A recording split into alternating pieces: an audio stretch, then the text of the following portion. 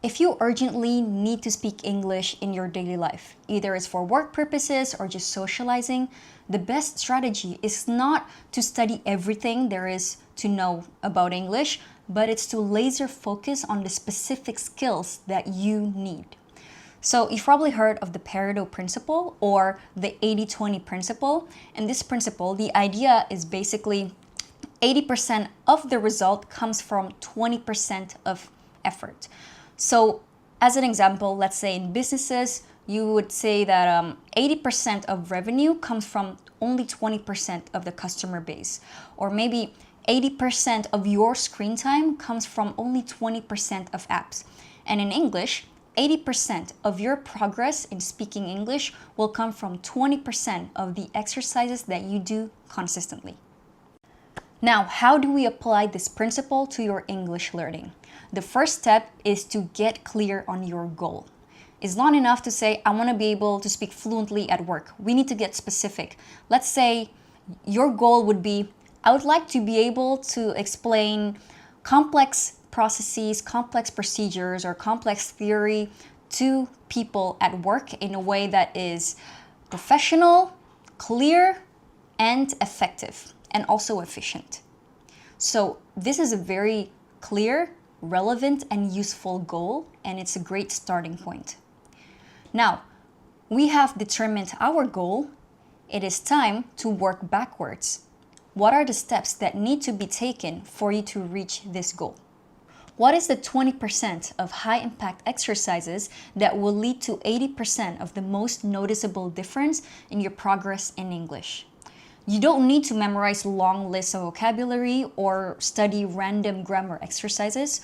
What you need is to improve your speaking skills, or specifically, practice the way you can express ideas clearly in situations that matter to you the most. Situations that are relevant to you. Now, let's get into the how. How are we going to do this? We're going to do this with the help of ChatGPT to make the process a lot faster and easier.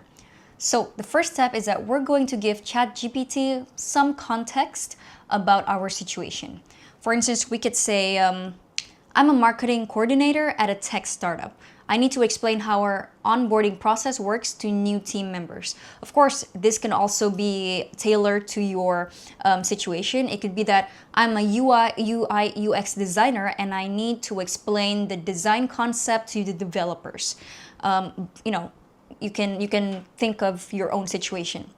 Number two, and we're going to have to ask ChatGPT to simplify the explanation, because more often than not, the result that we get from ChatGPT will sound quite robotic, a little too formal, and oftentimes not as natural, to the point that you think to yourself, when you get the results, you would think, that doesn't sound like me. It sounds a little stiff.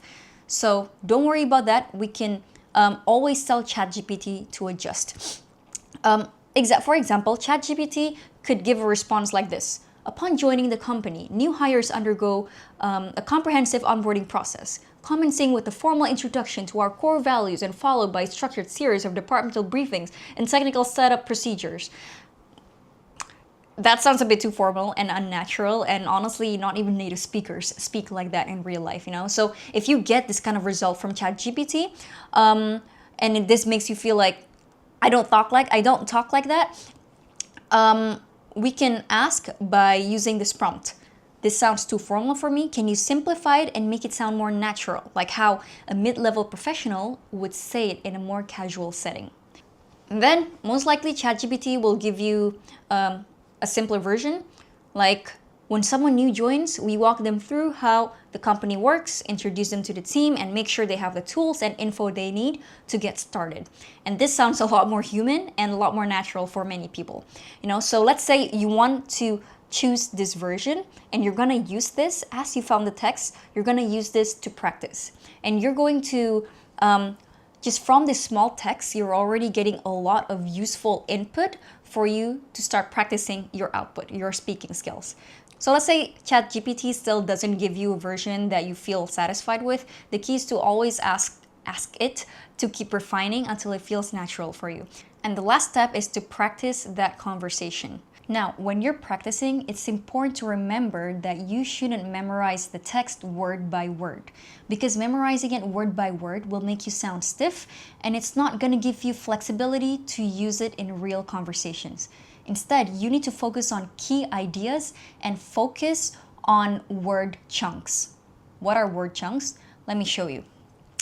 So word chunks could come in natural sounding phrases like, for instance, as an example, we'll take the text that we chose before, someone new, or walk them through, make sure, the tools and info, to get started. So now you're going to take notes of these phrases and put it in your personal phrase book, like in your notes or your Notion page or your little notebook, whatever it is that you have. So these are a much better strategy for you if you want to improve your vocabulary. So these chunks are like building blocks. You can use them in different situations and even if the topic changes. And by practicing it in your own words, you're gonna make yourself feel like the language is yours. You're gonna start feeling a lot more comfortable and of course a lot more confident. And you're not just reusing lines. You're actually expanding your ability to express ideas clearly, because this way you're making a stronger connection between concepts or ideas to words or phrases, or in this case, word chunks. And the more you do this exercise consistently, you're not only going to expand your vocabulary, but you're also going to build fluency, confidence, and also the ability to express your thoughts in a way that is effective and clear. So by focusing on relevant, real-life use of English by using tools like ChatGPT, this is how you apply the 80-20 principles in learning English. So you're not just studying English, you're actually practicing skills that really matter, that will make the biggest and noticeable difference in your progress. So thank you so much for watching this video. If you like the video, don't forget to subscribe and like. I will see you in another video. Until then, take care and bye-bye.